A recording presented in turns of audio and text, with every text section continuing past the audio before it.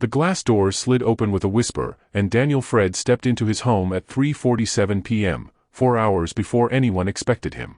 He'd left billions on the negotiating table, driven by an inexplicable dread clawing at his chest. But what he found waiting in his dining room, what his maid had written in red ink across his son's homework, would bring a man who'd never shed a tear in a boardroom to his knees. Please take a moment to like, comment, share, and subscribe to Whispers of Tales. Stories like this deserve to be remembered and retold, and your support makes it possible. That night, as Richard slept clutching a drawing Rachel had helped him finish, a portrait of Sarah with angel wings, Daniel sat in his home office unable to work, unable to think about anything except that note. The note that had seen his son when he'd been too broken to look. The note that changed everything.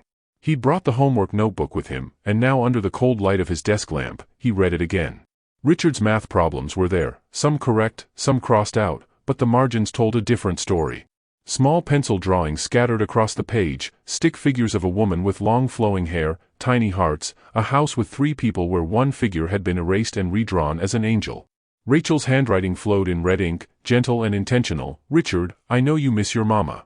I see it in your eyes every day. Daniel's breath caught as he continued reading. She hadn't erased Richard's drawings. Instead, she'd written around them, through them, acknowledging each one. It's okay to draw her. It's okay to miss her. Love doesn't end when someone leaves us, it changes shape, but it stays. Then came the line that shattered him completely. I lost someone precious too. The hurt never fully goes away, but it changes into something we can carry. Your mama's love lives in you forever. You are not alone. His hands trembled violently. Tears blurred the words until the red ink seemed to bleed across the page. A sound escaped his throat, raw, broken, the sound of a man confronting 18 months of denial. He remembered that afternoon. How Richard and Rachel had looked up, startled by that sound. Richard's small, worried voice, Dad? You're home early. Are you okay? Daniel had tried to speak. His mouth opened, but nothing came. He'd stood there, this billionaire who commanded boardrooms, rendered speechless by the realization that this woman, whom he barely acknowledged beyond instructions about meals and laundry, had seen his son's pain while he'd been too blind, too cowardly, to look. The weight of his failure crashed down like a collapsing building. Rachel had stood quickly, her face stricken with concern. Mr. Fred, I'm so sorry. I overstepped. I should never have. But Daniel had held up a trembling hand, still unable to find words. Daniel had waved off Rachel's apologies, his voice thick and unsteady. No. Don't apologize. I need to understand.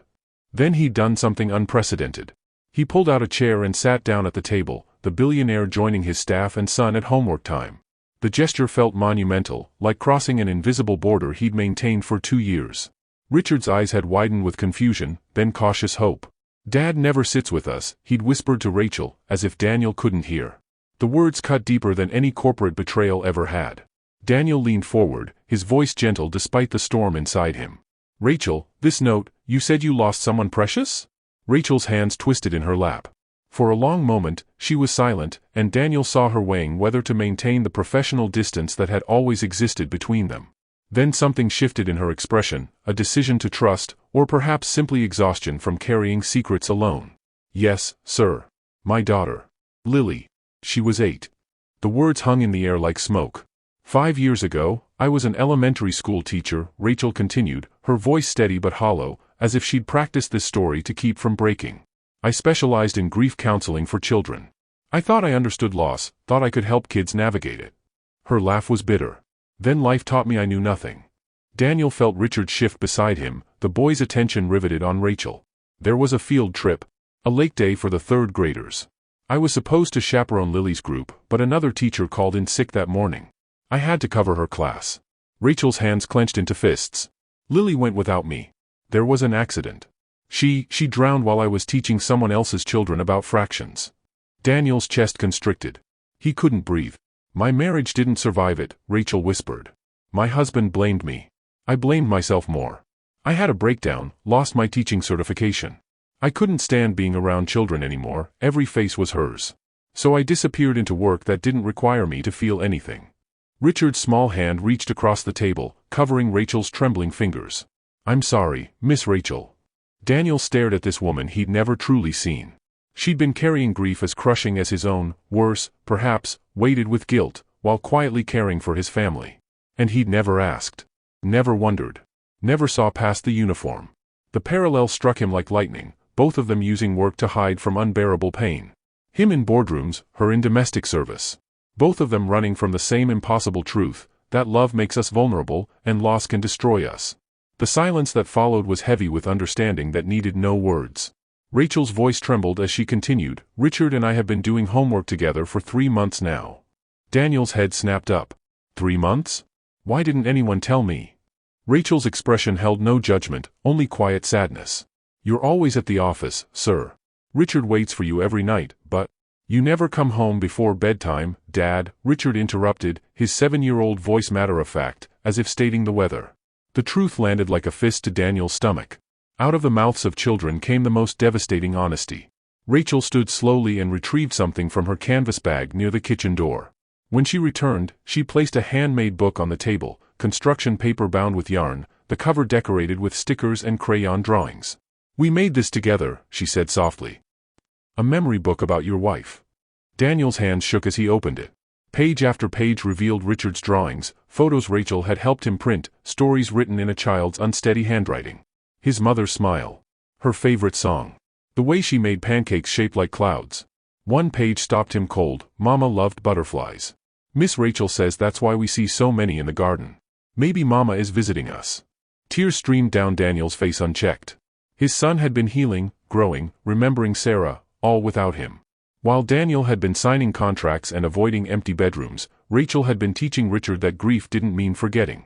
That love could transform but never die. "Miss Rachel said Mama would want me to be happy," Richard said, his voice small and hopeful. "Is that true, Dad?" Something broke open in Daniel's chest, 18 months of frozen grief suddenly thawing in a flood. He pulled Richard into his arms, sobbing against his son's small shoulder. Yes, buddy. She'd want us both to be happy. She'd want us to remember her with joy, not just pain." Richard's arms wrapped tight around his father's neck, and Daniel felt the boy crying too, finally crying together instead of in separate rooms, separate worlds.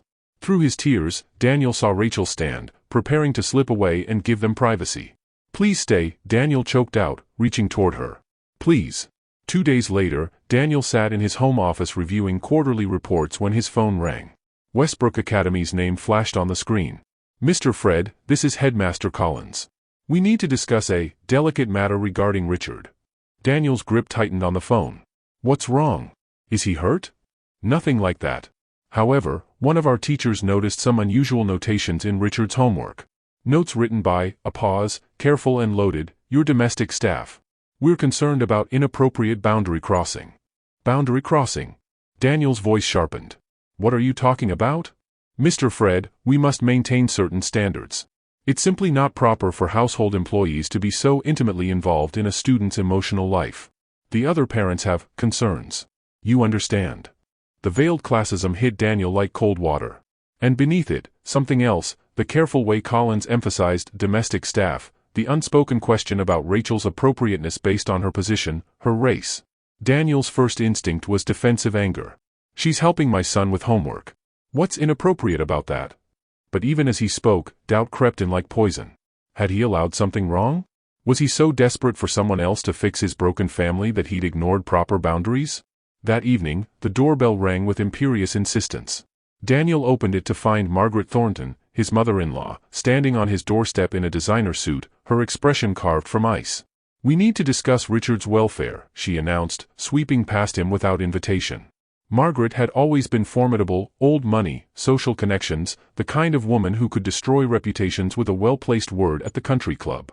Sarah had been her only child, and since the accident, Margaret had watched Daniel's parenting with hawk-like scrutiny.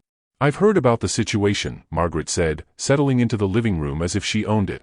"Your maid playing therapist to my grandson. Really, Daniel. This has gone too far. Rachel has been helping Richard." "The help doesn't help with grief counseling," Margaret cut him off. "They clean. They cook. They know their place. You're compromising Richard's upbringing, allowing someone completely unqualified to," she paused delicately, overstep so dramatically. The unspoken prejudice hung heavy in the air.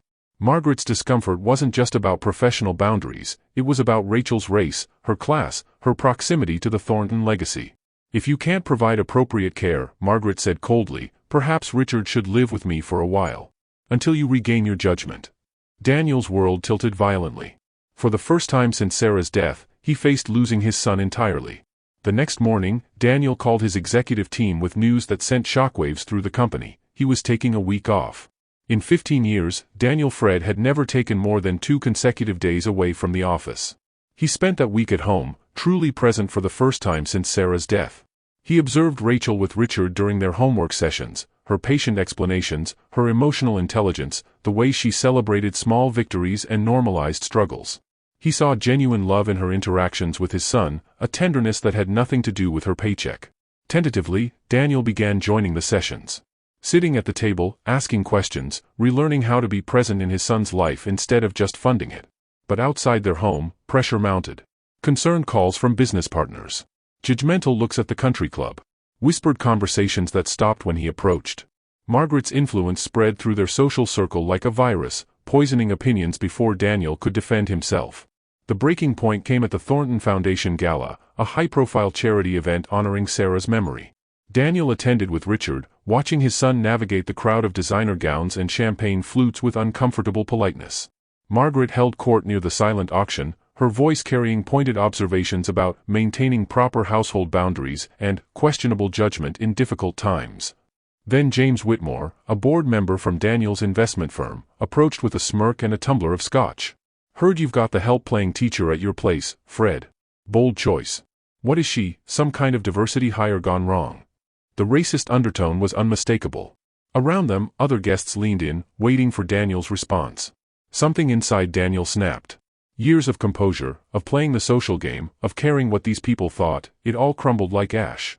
"That woman," Daniel said, his voice cutting through the murmured conversations, "has done more for my son in 3 months than anyone in this room has done in his entire life. Including me." The ballroom fell silent. Crystal chandeliers glittered above frozen faces. Daniel's voice shook but grew stronger. "I've been a coward and a failure as a father. I hid from my grief in boardrooms while my son drowned in his. Rachel Stevens, yes, my maid, saw what I was too broken to see. She saved my son when I couldn't even save myself." He took Richard's hand. "We're leaving." As they walked out, camera phones flashed. By morning, the moment would be viral, dividing public opinion. But for the first time in 18 months, Daniel didn't care what anyone thought. He'd finally chosen what mattered. Late that night, Daniel found Rachel in her small room off the kitchen, a suitcase open on the narrow bed, her hands folding clothes with mechanical precision. Tears streamed silently down her face. "What are you doing?" Daniel's voice cracked with alarm. "I have to leave," Rachel whispered. "I've ruined everything for you and Richard. Your reputation, your family's standing, everything. You haven't ruined anything." Daniel stepped into the room, desperate. "You've saved everything that matters." Rachel's composure shattered. She sank onto the bed, shoulders shaking with sobs she'd clearly been holding back for hours, maybe years. "You don't understand. I destroy things. Everyone I care about." "Tell me," Daniel said gently, sitting beside her on the bed, crossing every boundary of employer and employee. "Please." The whole story poured out. Lily's field trip. The colleague who'd called in sick. Rachel's decision to cover the class instead of chaperoning. "They asked me specifically to go with Lily's group," she choked out. "I said no. I chose work, chose someone else's children, over being there for my own daughter." The lake wasn't supervised properly. Kids wandered. By the time anyone noticed Lily was missing, her voice broke completely. "If I had been there, I could have saved her. I chose work over my daughter, and she died because of it." Daniel's own tears fell as he listened to her guilt, so familiar, so perfectly mirroring his own. "Sarah died in a car accident," he heard himself say. "She was driving to my office at 9 p.m. because I'd missed our anniversary dinner for a merger meeting. She called me 3 times. I sent her to voicemail because the negotiation was at a critical point." Rachel looked up at him, eyes wide. "She texted me, 'We need to talk.' I replied, 'Later.'" Daniel's voice fractured. "She was crying when she got in that car. Upset because I'd chosen work over her again. She ran a red light she normally would have seen. And he covered his face with his hands. I was too important. Too busy. She died trying to reach me. And I've been punishing Richard ever since by staying away, because every time I look at him, I see what my choices cost us." In the small room, 2 broken people sat in shared recognition of the lies they'd told themselves. That work could heal. That distance could protect. That if they just stayed busy enough, the guilt wouldn't catch them. "You didn't fail your daughter," Daniel said, his voice raw but certain. "But we'll both fail Richard if we let fear win." Rachel's hand found his in the darkness, and they sat together in their shared grief, no longer employer and employee, but two souls learning that healing begins when we stop running. The doorbell rang at precisely 9 a.m. Daniel opened it to find Margaret flanked by a sharp-suited lawyer and a stern woman introduced as Dr. Patricia Simmons, child psychologist. "We're here regarding Richard's custody," Margaret announced, brushing past him into the living room. Daniel's blood ran cold. "Margaret, what is this?" The lawyer opened a briefcase, spreading documents across the coffee table with clinical efficiency. "Mrs. Thornton is filing for temporary custody, citing your compromised judgment and the inappropriate household environment you've created." "Inappropriate?" Daniel's voice rose. "Allowing household staff to conduct unqualified emotional counseling," Dr. Simmons read from her notes. "Boundary violations between employer and employee. Exposing the child to unstable attachments. Public outbursts suggesting emotional instability." The lawyer slid forward more papers, testimonies from Westbrook Academy administrators, concerned statements from board members, even photographs from the gala capturing Daniel's breakdown. Margaret's voice was ice. "I'm doing what Sarah would have wanted, protecting our grandson from further harm." "You have no idea what Sarah would have wanted," Daniel said quietly, but something steel-hard underlaid his words. Before Margaret could respond, small footsteps sounded on the stairs. Richard appeared in his pajamas, clutching the memory book against his chest. He'd clearly heard raised voices. "Grandma?" Richard walked directly to Margaret, his face uncertain but brave. "Do you want to see what I made about Mommy?" Margaret's expression softened instantly. "Of course, darling." She took the book, and for a moment, genuine warmth crossed her face as she flipped through the pages, Sarah's smile in crayon, stories in childish handwriting, pressed flowers. Then she paused, recognizing Rachel's elegant script in the margins. Her face hardened. "Who helped you with this?" "Miss Rachel," Richard said simply. "She helps me remember Mommy the right way." Margaret's lips thinned. "Richard, adults know what's best."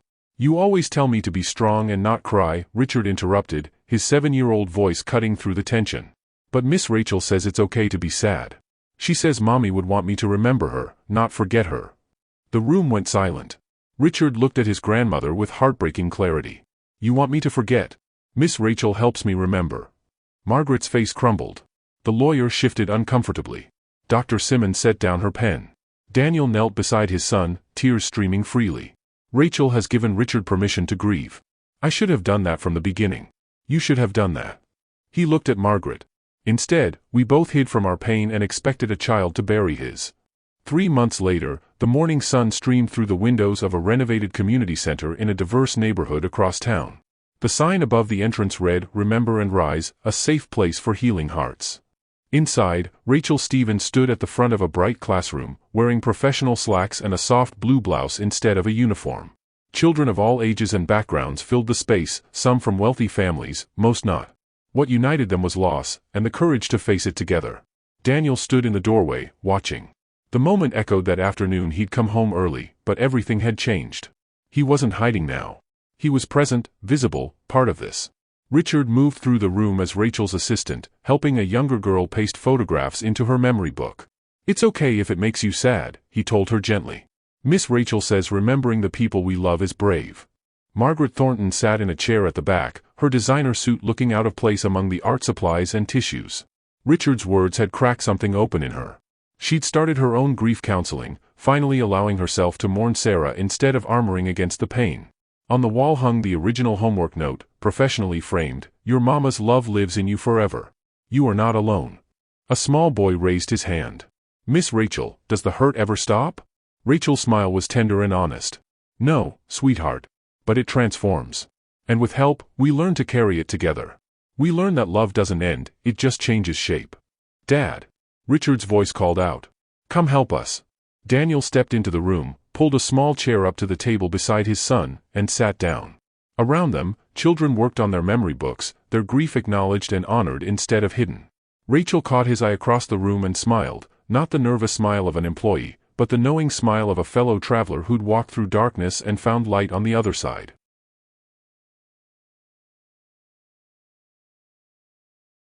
In that moment, Daniel understood what true wealth meant. Not the billions in his accounts or the mansion on the hill, but this, connection, healing, legacy built from broken pieces transformed into something beautiful. Before we end, if this story touched your heart, please take a moment to like, share, and subscribe to FableBox. Your support helps us bring more real, emotional, and life-changing stories to you. Comment below with the word "remember" if Rachel and Daniel's journey reminded you that grief, when shared, can become the foundation for healing. Let's fill the comments with hope and gratitude. Thank you for watching till the end. Click subscribe and let me know the lessons you learned in the comment below, and turn on the notification bell because tomorrow I will be giving you another story just as interesting as this one, and you don't want to miss it.